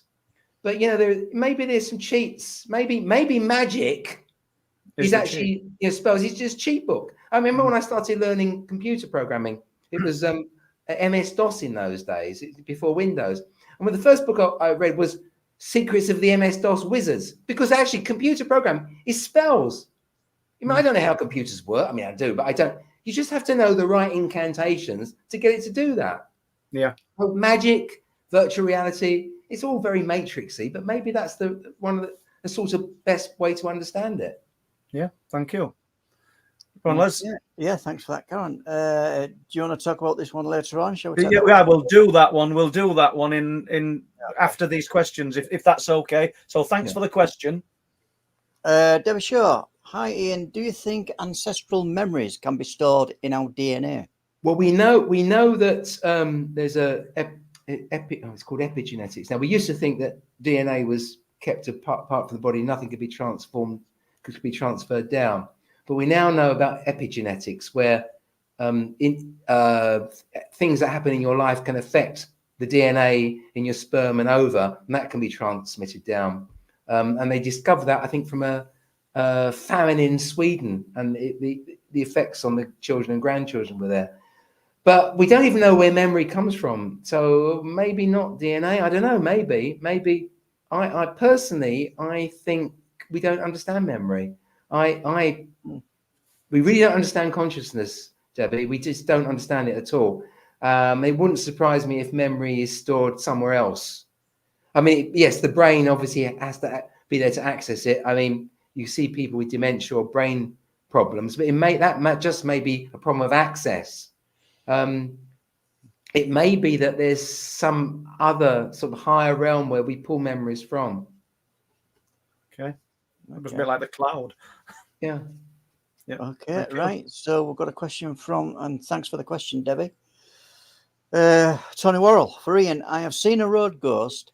Has he seen anything in his area? I would have thought Epping Forest is the most active there. I haven't. But now Epping Forest is very active. But I haven't actually. I haven't actually seen a ghost. I saw that it was just really Felicity's face. There's a lot around Enfield. There's the Bell Lane in Enfield, which is meant to be a coach and horses there. They say Dick Turpin knocks about some old pubs there. In fact, I think is it the Rose and Crown? I think Most Haunted were there. I have to tell you though that was a setup. They were absolutely faking it. The people who were there, so that was faked. Yeah, there's Camelot Moat, which is not far from about a mile and a half away, where there's meant to be a reenactment of some Civil War battles, but I haven't been into that really. So, but I've had patients who've reported hauntings in their houses and stuff. Obviously, I hear everything. They come to me and tell me stuff. But to be honest, I mean, I used to go out. I used to go out ghost hunting. Well, that was going to be a question, actually. Have you any plans, say after retirement or anything, to get more involved? But I need to let people ask questions. Yeah. Sorry, but we'll ask it later. Right. Okay. Rivington Pike Beasley Roscoe. Question: has Ian ever sleepwalked or left his own body? No, I've never sleepwalked. No, I tried astral traveling. I mean, I grew up in the 60s and 70s. We were all trying to do astral traveling then. Unfortunately, not. And I'll leave with this, end with this one on this session. Okay. And I know you've already covered it, but Giorgio asked Dr. Ian, what do your colleagues think of your beliefs and experiences? So for anybody who didn't hear the first time. Basically, we're such a busy practice. As long as you can still do the job, they don't care what. I think we're so brushed off our feet. Can you still work? Yeah, fine. Get on with it. Yeah, that works. Yeah. Okay. Brilliant. So that'll do for this session. I'll see you guys later. Thank you. Yeah, thanks, Les. Thank you. And just before we start, we'll talk about the Enfield Poltergeist, but just tell us a little bit about your book and is it available anywhere? Funnily enough, I've got a copy here. Yeah, it's available at all good bookstores, i.e. Amazon. Yeah. It's my they say everyone has a book in them. I've got this book out of me. Whether there'll be another one, I don't know. I mean, I wrote it down because I broke my kneecap. So every time I met a new medium at this group, they say, Ian, you're going to be writing a book. I thought, I haven't got time. And then one day a medium came and said, Ian, the spirit said me you're going to be writing a book very soon. The next day I was cycling, fell off my bike and broke my kneecap. And I was sat there bored at home for 6 weeks waiting for my knee to heal. And I thought, you know what?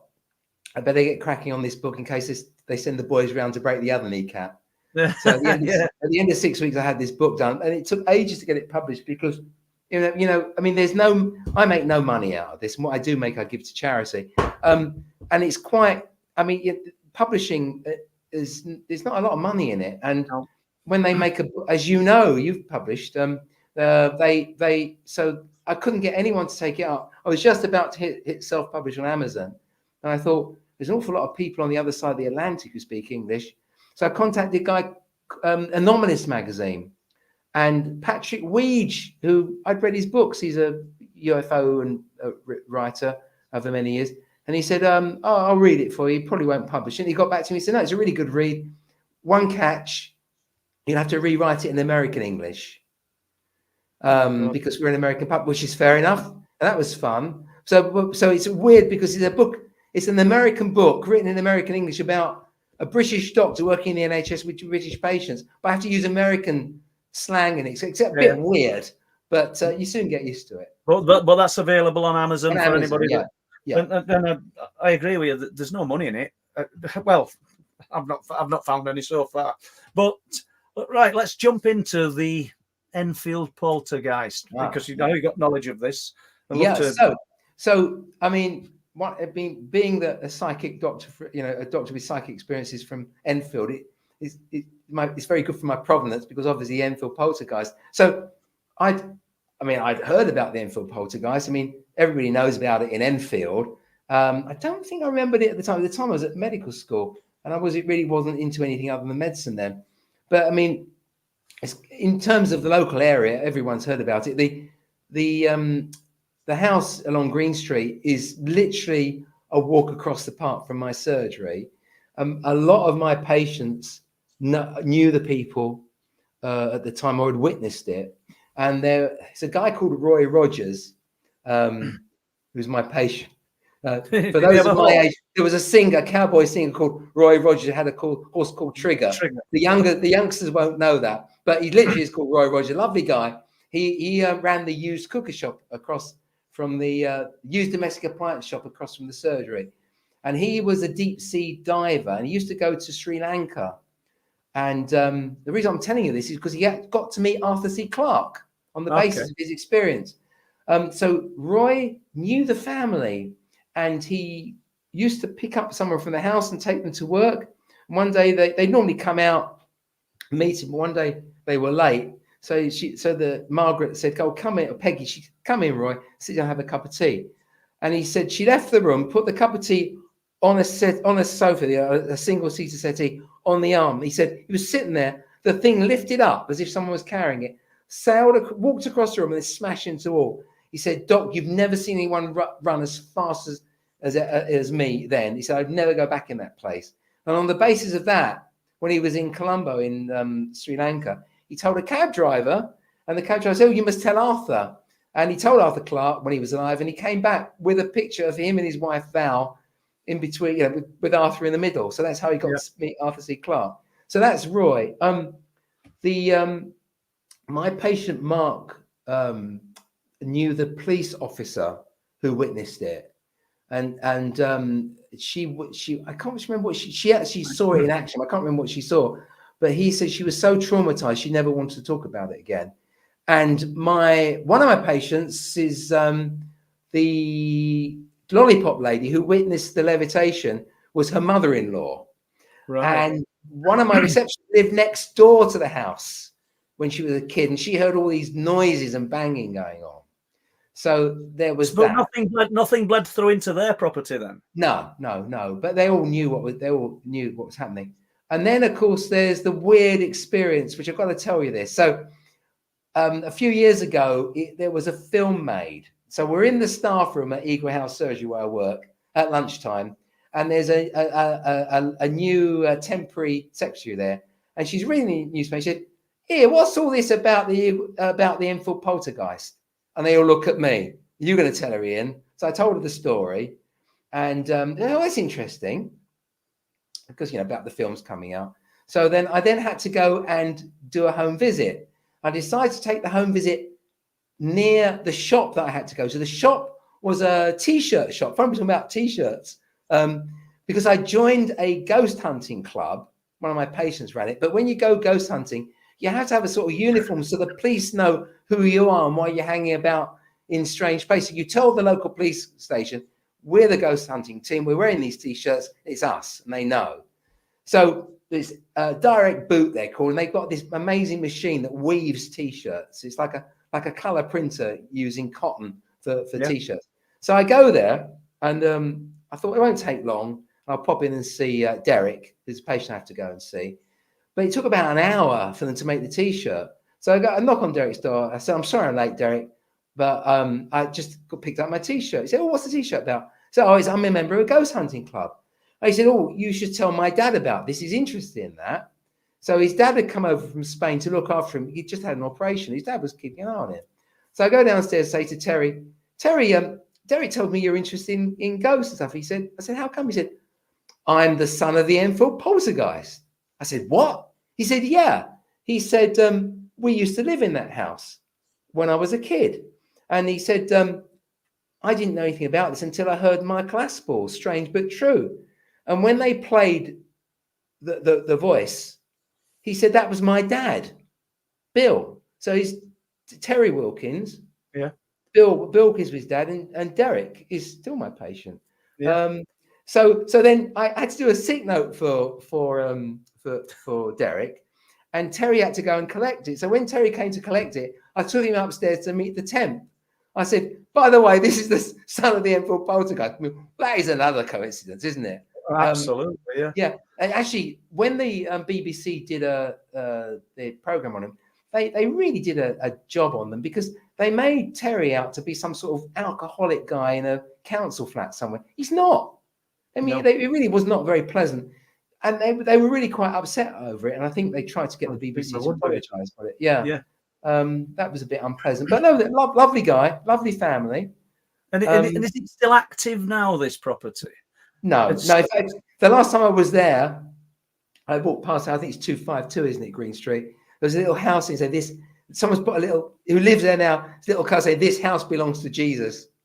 Yeah, I think do you think then that it was the actual people involved, the people that local to that property that were connecting with this unknown other, rather than... I think it was real. I mean, I met other people. I don't doubt the reality of it, but what I'm saying is, was it simply that family that it focused on, and that was what Terry thinks is, he thinks that his dad died in the way the spirit said it was. He was in a chair, and he thinks that his dad got stuck there, and he thinks he was stuck there because he thinks that he was looking for his wife, and Peggy had the same name as his wife.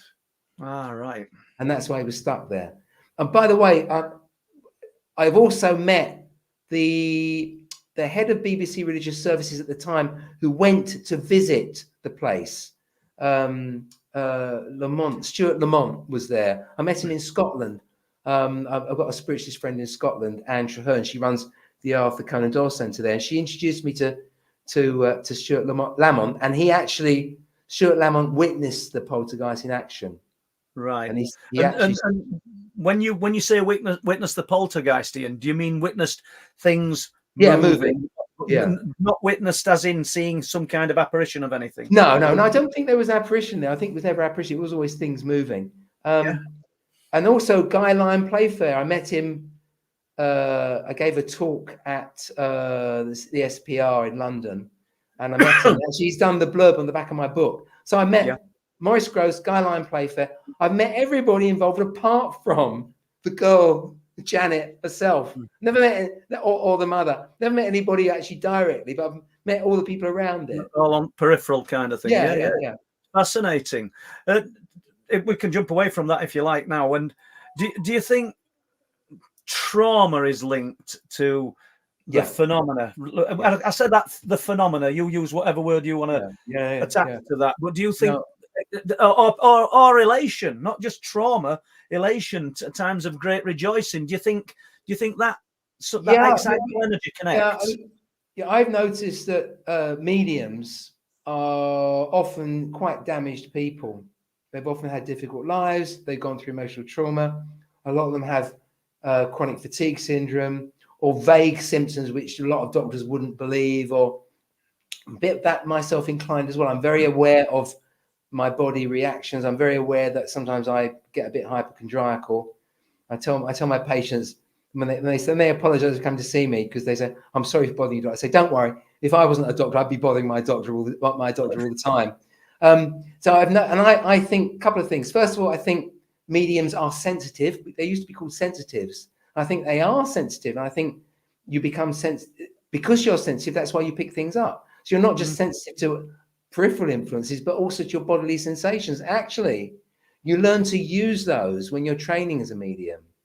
You're dealing with a weak signal. I think it's a communication problem. And I think you're dealing with a weak signal, and the signal affects how your body feels, how your mind feels. And I think sensitivity has its own problems. I also think that trauma is very important. Often at traumatic times, I've noticed in my life, I was going through a traumatic time when I opened up. And a lot of people, in fact, I say most people who open up, they have what they call a Kundalini experience, which all happens. And often that's a time of great trauma. And the way I see it is, imagine your aura like a psychic shell around you, and it protects you, and someone knocks a hole in it, and that's what trauma is. Maybe your psychic vampires, they try and feed off you. Now when that happens, not only do they knock a hole in it to feed off you, but they also lets the light in. And if you're lucky, and there are other beings around who are friendly or you've got good intention, they will then contact you. The other thing that happens is, I think that when we're anxious, it's a high energy phenomenon. We literally open up and we send out a distress call, like a beep, beep, beep, and they hear it. And then they come to you. I mean, that's it's funny, but we were on cliff tops last night, and it's not quite what you're saying. But I said to Ian and Peter, said it's almost let's imagine the medium sometimes is clairaudience, the the alien situation. You hear people talk about these things speaking to us in our minds. Lots and lots of different scenarios across the full spectrum of the unexplained have got the same exotic science running through them. So if you're giving thoughts out now, you're forming thoughts as I'm talking, I'm thinking, everybody who's in the chat, everywhere, there's something out there listening to it all. It's almost like a thought highway, I believe. And if we put out the wrong thought, the wrong intention, maybe that's when we attract the wrong, the darker type of energies. I don't know what your views on that are. No. Already, I think you're right. And it is the attraction is interesting. I mean, if you there's a lot of drugs sold here where I work, but I wouldn't know a drug dealer if I walked past them. But if I was a drug addict, I would know. So it depends on the wavelength you're on. Too right. So like I think kind of thing, I'm absolutely certain. I think that's right. Yeah. Okay. Tell us about your friend Laurie. Oh no. Okay, it's a good story. So Laurie's dead now. He was a retired dentist. So Laurie was into Zachariah Sitchin, the Nephilim and all this stuff. Sorry? No, me joking. I said I could do a dentist. But not a dead dentist. Anyway, I met him because he was a friend of a friend who was into spiritualism, and Laurie would always go on about the Nephilim, and he bored people to death. So I was at a party once, a dinner party. And Rita, the hostess, she said, "Look, Ian, I'm going to sit next to Laurie because he tends to talk about the Nephilim. He's into, and I know you're interested in that sort of thing. Just keep him occupied." And so he lectured me for about an hour on the Nephilim, and I'm listening to him, and my mind's glazing over because I'm not really sure about Zechariah Sitchin. I mean, I don't know. Anyway, so the idea is these ancient aliens landed from the 10th planet or the 9th planet, and they enslaved humans and got them to mine for gold on the basis that their planet was dying and they needed gold to sort of save it and put it into the atmosphere. Fair enough. Okay, great. And he's telling me all this. I'm saying, yeah. And I said, well, you know what, Laurie? I thought I'd humor him a bit. I mean, you could be right. I mean, I'm interested in UFOs, and I believe in UFOs, so why not? Yeah, it's quite reasonable. And they would come in space. He looked at me and said, "What? You believe in UFOs? Are you mad?" And I realised that we've all got what I call our boggle threshold, and that for Laurie, I'd crossed his boggle threshold. So we've all got it, and he just, for him, this is all safety in the past. He wanted you to believe in the Nephilim and everything. Yeah, well, how do you think they're going to get here, Laurie? Anyway, so that's my funny story. Let's just stay with the Nephilim then. What are they? What do you think they are? Or are they anything? Well, I don't know. I mean, are they the fallen angels? Are they that were cast out of heaven? I suppose we'd have to take a religious slant then, wouldn't we? And if we're not really deeply religious, we're not going to run with that. Yeah, I mean, the idea is that a myth has got echoes of reality. I mean, like when Schliemann discovered Troy and things like that. Troy was a myth, and then it was discovered. It could be a memory or something. I mean, who knows? I mean, it's quite. I mean, I do believe that we've been in contact with some form of non-human intelligence. Whether all the details about Nephilim are right, but maybe. I mean, if there are non-human intelligences flying around in machines somewhere, it's pretty certain they've been here for forever. I mean, you just have to reinterpret all the mythology. And if you look at ancient Native American mythology, they've been talking about sky people and star people for years. Yeah. And I mean, that's what is pretty much is coming out with all the disclosure stuff, isn't it, really? It is really, yeah. But I mean, we're talking about the sky people. I think we're all talking about the same thing, aren't we? Really, it's just different cultures and having their own take on what it is. Yeah. But what do you think, then, Ian? Because you said the word disclosure. Are we going to see it? Are we already in the throes of it with God. I was so films about aliens? Well, is it something you don't answer? I mean, last year I was telling everybody it's happening. It's going to come through. We're going to get it. I was so excited, it all was happening. And then they pulled the rug. the disclosed the NDAA Act was scuppered by those two senators, I think it was, wasn't it? And I was so disappointed.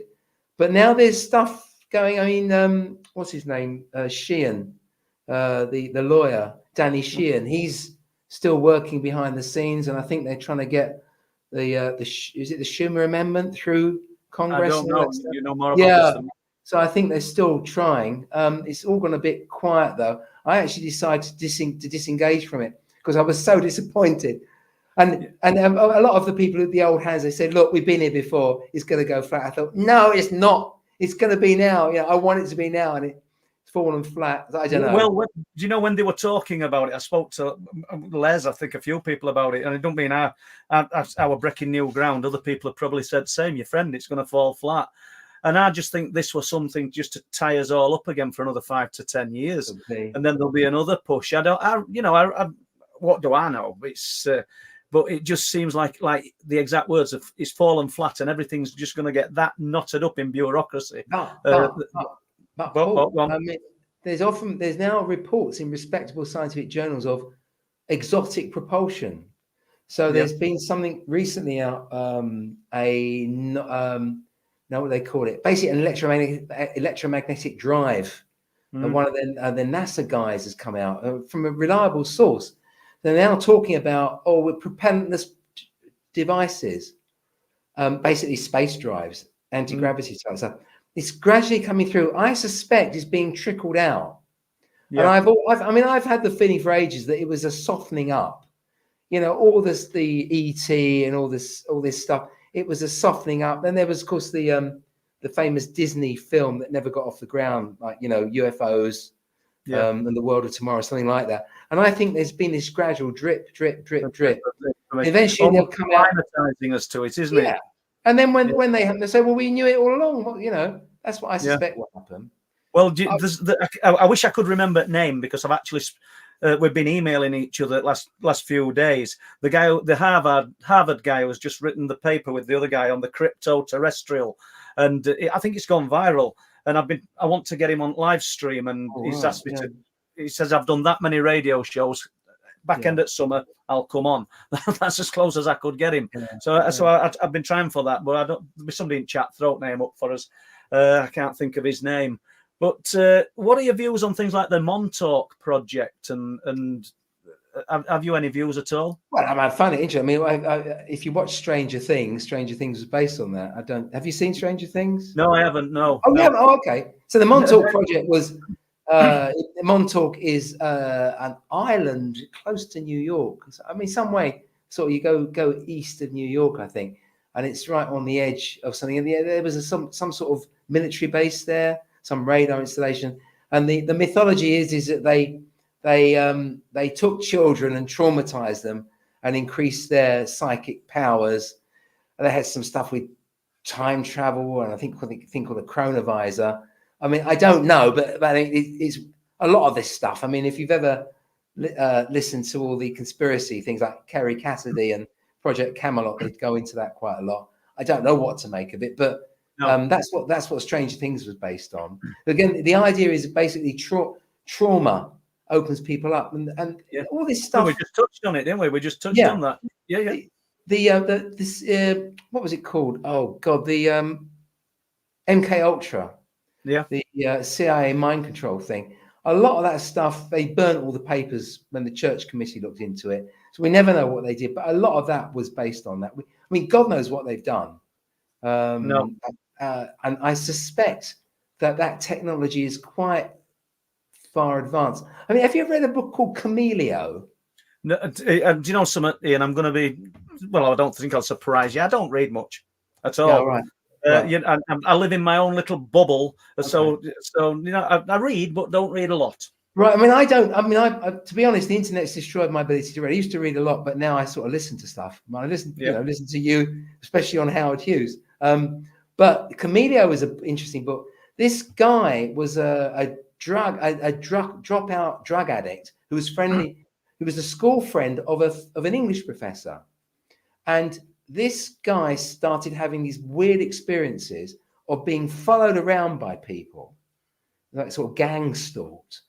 and then seeing weird little dwarfs in his room, and there'd be like a scintillation out of it. It was almost as if they were invisible, but the invisibility cloak wasn't quite working.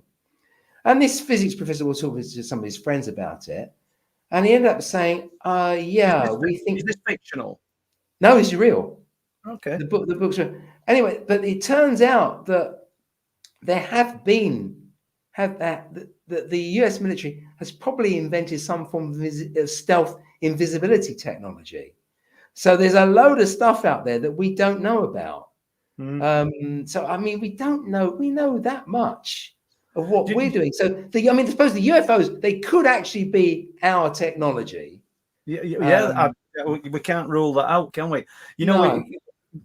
I've heard about the sort of suggestion that some abductions it's the military abductions, MK Ultra type thing. Yeah, they call them MILABs. They really should be MILABs, military abductions. But would you not think, though, Ian? I mean, would you not think that if, and I've said this before on live stream, if we've got that kind of capability, why aren't we using it to eradicate bad people in the world? Why would we come into a little bedroom on some street in Bridlington? Maybe we want the bad people. Maybe they're performing I mean, if we're not in control and it's divide and rule, maybe the people who've got this technology want the bad people to be there. They want a bit of strife, keep us otherwise engaged. Hey, let's have a war so we don't have disclosure. I mean, I'm not saying the Ukraine war was from that, but we went from I don't know. I mean, that's where the just throwing it out comes in. So we'll jump back to your genre in a moment. But what about, you said you're interested in the UFO subject. What about cases? Any particular cases that interest you, like Rendlesham or Roswell or Kecksburg? Anything that you've looked into? All of them, Paul. All of them. I spent a very happy evening wandering around Rendlesham Forest. Have you ever done that? Yeah, I have actually. Yeah, a few times. Yeah. So I got. It's a crazy night. I got a friend of mine, a friend of a friend, said, "Ian, you're into UFOs." Yeah, it's from the Psychic Event Circle. All right, come down to Leighton. This guy Matthew is gonna. We're all gonna go to Rendlesham Forest. I didn't know any of them. I'm in this car. 3 guys, 1 young guy, two older guys. That's me and the guy who was driving. We go down to Rendlesham Forest, and he said, "Look, there's the MOD is still here. We've got to be quiet. Don't show your torch." So we were running around the forest at night, dodging military thing. This guy was very knowledgeable. He was showing me where everything happened. And then we had fishing chairs with us. So we unrolled them. He said, "Now we're going to open up a vortex." So we sat there and meditated. I'm thinking, I don't know about this vortex, but I'm bloody cold. Yeah. So 1 o'clock in the morning, we leave. And I didn't get much sleep that night. But this guy was off next day. He was going ley line hunting. So I thought, well, who are these people? What was that all about? It was good fun. You enjoyed it? Yeah, I really enjoyed it. Yeah, I went round forest with a medium who passed away this year, and a lot of people in chat will know him. You might have come across him yourself, called Derek Savory. Lovely guy who lived close. And we spent a lot of time with Derek. And that were good. And there's Brenda Butler, a lady there who kind of really broke the story to civilians, should we say. So I want to get Brenda on live stream. She's not been well of late. And I've met Colonel Holt. What did you think to the story? Do you think, I'll just finish this, but there's so many conflicting stories within the story, but that doesn't mean they're all lying. I'll be something you may not have heard of. I'm going around Woodbridge. My next door neighbour, he's just down there. His daughter was in Woodbridge, and we were down that way. We were staying in Rougham. He said, "Oh, when you're down there, pop into my daughter. She runs a bar there. We had a chat with her." So we were wandering around Woodbridge, and we got speaking. There was an old guy sitting outside his house. He must be in his 80s. We was having a chat with him. He said, "What are you doing here?" I said, "Oh, I'm interested in Rendlesham Forest." He said, "Oh, I used to be a cook there." He's an English guy. He used to be a cook on the base. I said, "What do you think?" He said, "I tell you what, they were all out there bleeding minds on LSD." I said, "Really?" He said, "Yeah, that's why they all got moved." He said, "They were all drugged out their minds." I don't know about any UFOs, but they were completely whacked out on LSD. So I don't know. No, that's a fascinating thought. I mean, I've met Colonel Holt several times and been in his company and spoke to him. Obviously, he's going to stay with that narrative. I don't suppose even if he weren't telling truth, I don't suppose he's going to change it. But you know, it excuse me, he talked about going into the forest and seeing this object and see, you know, and it sounded pretty convincing to me. No, I believe it. I believe it. Also, this rubbish about the Orford Nest Lighthouse. I mean, when you're in there, you look at this. It's like a little dot on the horizon. Yeah, and there's no way. It had a shield on the back as well, didn't it? Yeah, there's no way that it's like a little star on the horizon. Do me a favor. It's not that. And one of the people who lives about 2 miles from me, lighthouse keeper, he worked as a relief lighthouse man at Orford Ness. His primary job was Flamborough Lighthouse here, close to me. And we talked about Rendlesham, and he said, "There's no way." Do you know what I mean? That's what he said. Yeah. But fascinating. And what we got here, because I want to get some more questions in, but I just want 5 minutes on. Well, not necessarily 5 minutes, but Mr. Martin. I don't think we've done Mr. Martin, have we? No, we have no. So I come home from it. So this is when it was quite early on in my psychic development. So I've got this friend Louise. She was a health visitor, a really good friend of mine. So I've come in from the surgery and I'm knackered. And I don't normally drink, but I thought I poured myself a glass of whiskey. And I don't normally do that. And I drank a bit. And then the phone call goes, Ian, can you come round to Helen's house? She's got a poltergeist. Her son Isaac's been attacked by it. I said, well, I can't drive. I just had a drink. She said, I'll come and pick you up. So there's a road called Gordon Hill. It's literally down the road from me. So there's her hairdresser, Helen. It was lovely woman. She's got her son Isaac, and Isaac felt he'd been attacked by something. Now, I don't think he had been, and I sort of calmed him down, and I sort of did a little technique just to calm him down a bit. But when I finished that, she said, "Ian, would you mind coming across the road into my mum and dad's house? That's the house I was brought up in. It's when I was a little girl, there used to be a man who would stand over my bed. And I wondered if you could pick up anything." So I go in there, and her dad's watching the Spurs match on the telly. And he's saying, yeah, you go and play. So I'm with Louise, Helen, and Pat, who's Helen's mum. And I'm sat in the kitchen, and I'm thinking, what do I do? So I thought, okay, I'll just close my eyes and see what I pick up. So it's a Victorian terraced house. I'm in there, and all of a sudden, in my head, there's this guy sat opposite me. He's wearing a collarless shirt, which is striped. He's got his sleeves rolled up, and he says, I said, "Hello, who are you?" He said, I'm Mr. Martin. I said, "Who are you?" He said, "I owned the house." This is all in my head. I said, "Really?" He said, "Yeah." I said, so I opened my eyes and said, "Well, I got this man here. He said he's Mr. Martin. He's the original owner of the house." So Pat says, "Well, I've got the original title deeds. I'll go upstairs and get them down." So she gets them down, sits next to Louise, and Helen's behind her on the couch. They unroll it. It's got copper plate handwriting. They all go, "Ooh!" There is signed Richard Martin. So I thought, look at me, bloody hell. Really? So I closed my eyes again. I said, "Well, yeah, you really are." He said, "Why, didn't you believe me?" I said, "Oh, all right, yeah." Then I said, "Well, tell me about yourself." He said, "Well, I used to stand looking over Helen because she reminded me of my daughter, and I used to keep an eye on her. And this house had a much longer garden, and it had springs and wells on it. And there was also coal nearby, anthracite coal stored nearby. And in the front were monkey graves or pet graves, a bit spooky. And then that was it." So I said, "Well, that's what he's told me." And then I looked over at Louise, and all of a sudden I could see a woman behind her. And it was her mum, Hilda, who just died. And I said, "Louise, there's someone called Hilda behind." She said, "That's my mum." I said, "She's showing me lupins." I said, "Why is she showing me lupins?" And Louise's mum had gouged her leg when she tried to leap over a fence, picking some lupins. Now, I didn't know that, but for Louise, that was very evidential. Anyway, so that was the Martin story. A couple of days later, Helen phones me up. She said, I've done the research. Anthracite was stored nearby because the railway is nearby. It was a store for the steam railway. And also, the garden was much longer. There are springs and wells on the site. They've been sort of not there now, but they were. And yeah, there were pet graves. I wasn't sure if they were monkey graves, but definitely pet graves in the front garden. So there we go. That's my Mr. Martin story. It surprised me.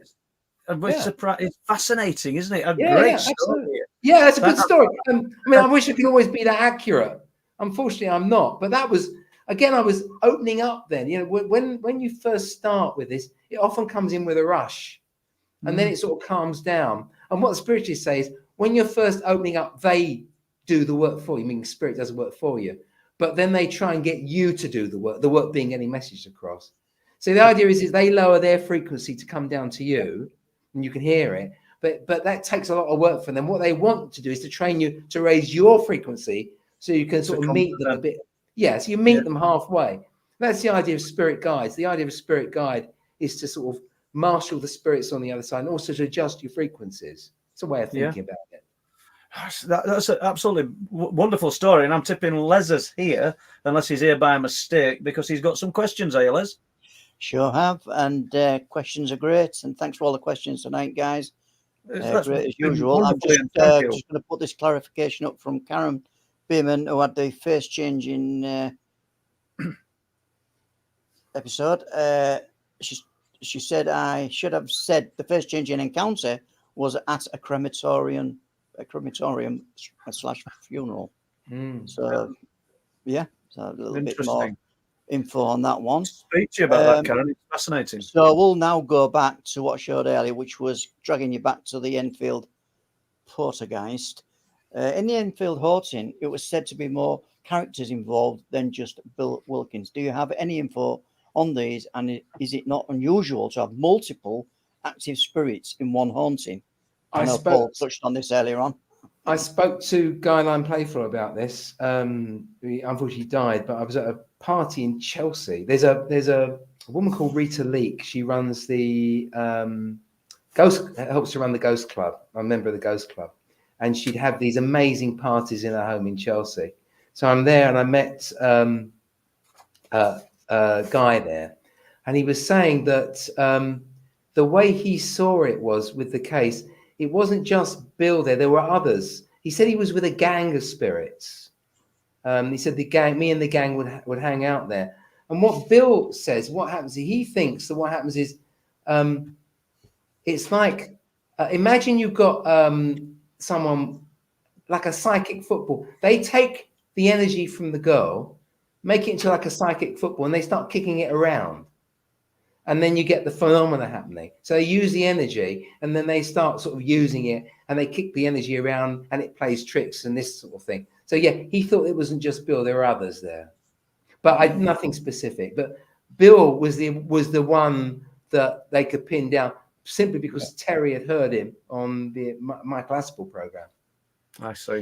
Thank you.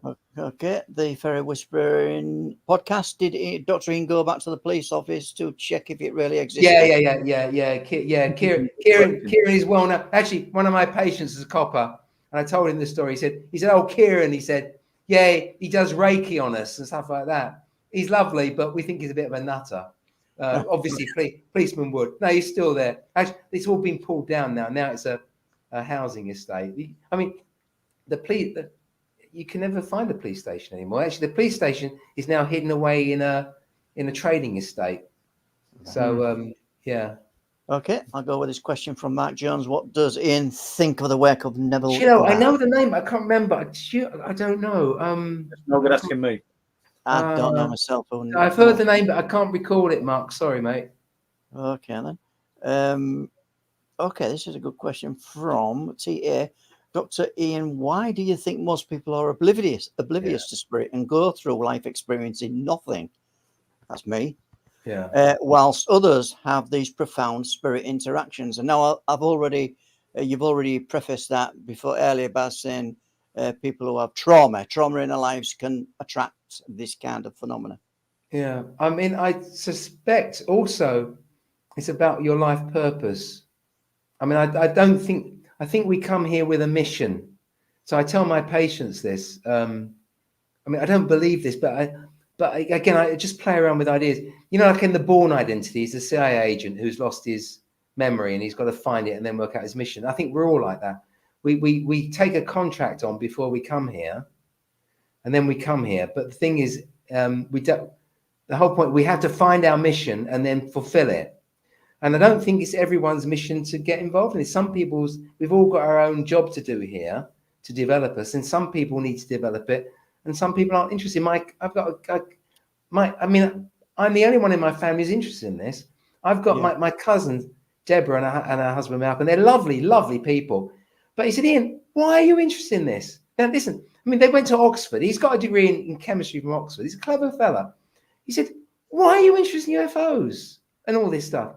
I said, but why aren't you? He said, well, why aren't you? It's just a completely different mindset. They're very much into the physical, farming, looking after the environment, current affairs, being honest. So that's their path. For me, I've always felt there was something around. I don't know why. I think it just depends on what you come here to do. I suspect, yeah. Yeah, okay. Great answer. I'll continue with MB Malik, who asks, hi, Dr. Ian, do you think mental illness can be caused by what we call jinn in the Middle East or demons in the Western world? Yeah, well, jinn's interesting. It's interesting. I love this. So jinn are meant to be made of smokeless flame, right? Remember that, smokeless flame. Now, if you are a medieval person and you see light, you make light. What do you make light? We make it with fire, yeah? Yeah? And fire's always got smoke. How could you countenance a light without smoke? I mean, there's the sun and the stars, but in your everyday life, anything that gives off light has got smoke. I mean, they're describing plasma. Yeah? Plasma. Intelligent light forms, which I think you know something about. Oh, yeah? So I think that's what they are.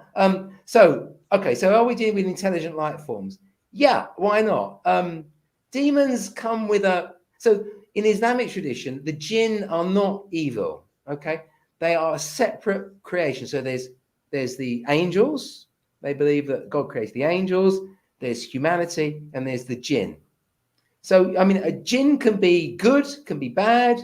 They can be Muslim. They could be, so they're a separate creation. Of course, demons in our world has got a different connotation. They're the fallen angels.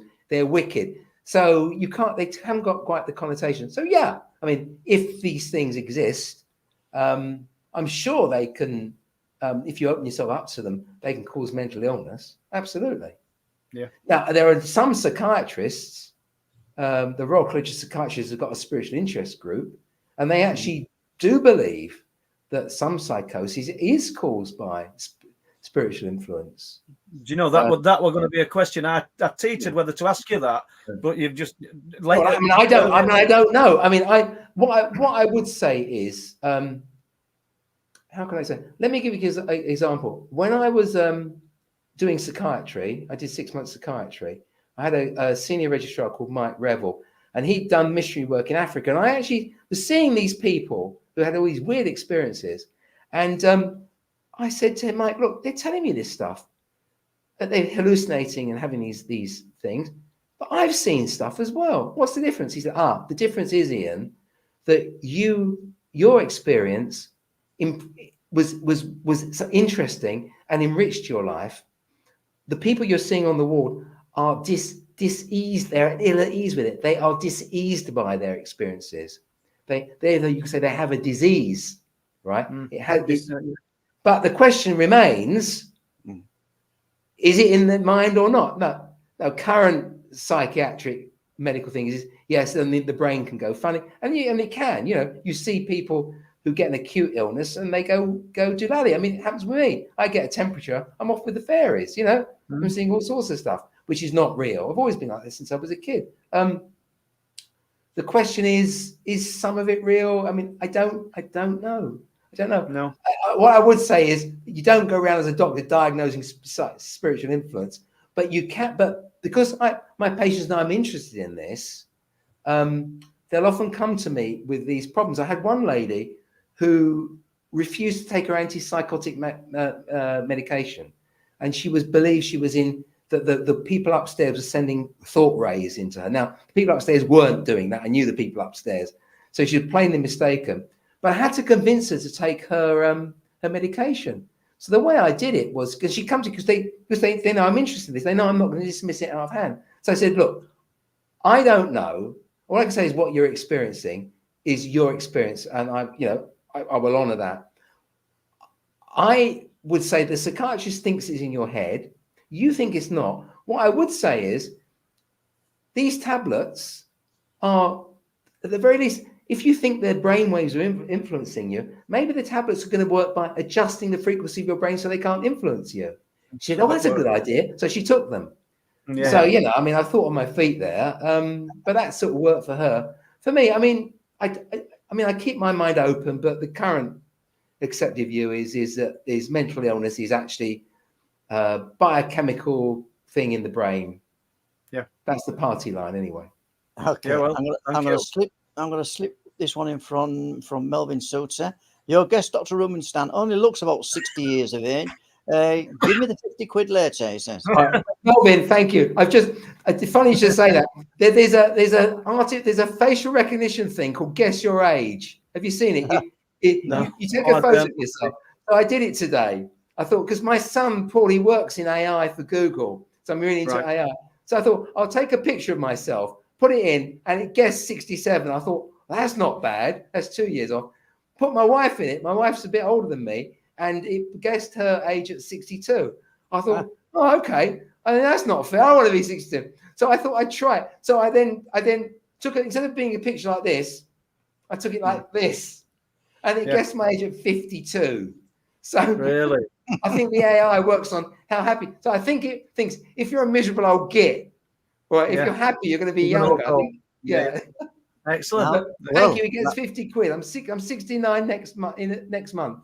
Yeah, typical Mel joke that, but go on. Okay. We've just got sticker on it, can we? Pendle UFOs. Question: does Ian think some UFOs, maybe not all, are to do with spirits? Yeah, I do, and I've got my own experience. So I'll tell you my experience. When I was 14, I'm really into UFOs and astronomy. I was looking out, doing sky watching every night. And we had a Victorian house with a mezzanine floor. You got like the 3-story at the front, and then I lean to at the back. There's 2 stories. I'd sit out on the window with my legs on the low roof with my binoculars looking up at the sky. Not that you see much in London. Anyway, I'm there one night, and there's this a moon-like object, the same color as the moon, but about a quarter of the size of it. I don't know how high it is. I don't know how people estimate height. It was hovering above the house. It was below the clouds, because you can see these low cloud. I remember looking at it, looked at it through my binoculars, and it was slightly pointy at one end. I thought, is it a balloon or something? But it was just hanging there, and it was glowing. Not eerie. It looked like the moon, but small. And I got my mum up, and she said, I don't know what it is. I was looking at it, and it was just stuck there for about an hour. And I thought, I'm getting bored now. I'll go in. So I went in, went to bed. And then for some reason, I woke up at 2 o'clock in the morning, opened up my window. I thought, is it still there? It was there. But at that time, the clouds are clear. You could see high up in the sky, clouds scudding across. And you could feel the wind, but it was still sat there, same position. But as I looked at it, it was in the west. So it's to my left. As I looked at it, it gradually drifted. And as it drifted, it moved faster and faster.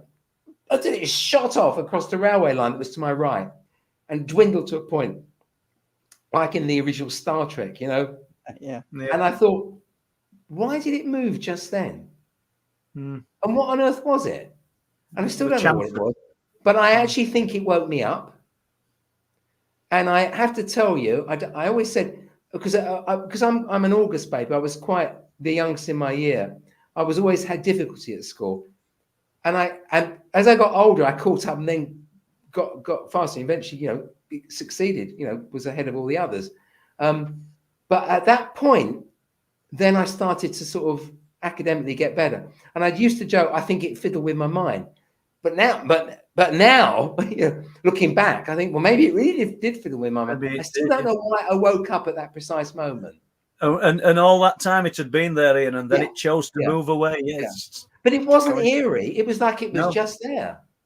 I'll just see I'm whether gonna put this is not a question, but we'll leave the last word with Adam Sando. My wife has been on oxygen, unable to walk from within a few yards. COPD. We had a poltergeist knocking under the bed now, and she's running around. She doesn't need the meds. She's been on for years. Well, send them my way. I want that poltergeist. They can work with me. Yeah. fabulous. So, Well, thank you, Adam. Be like Dr. John Dee with his familiar, isn't it? Really? Yeah. okay. On that note, I've got to Right. apologise if I didn't get any questions out, but I did only have one on my list. Sorry for that, Paul. I didn't get it.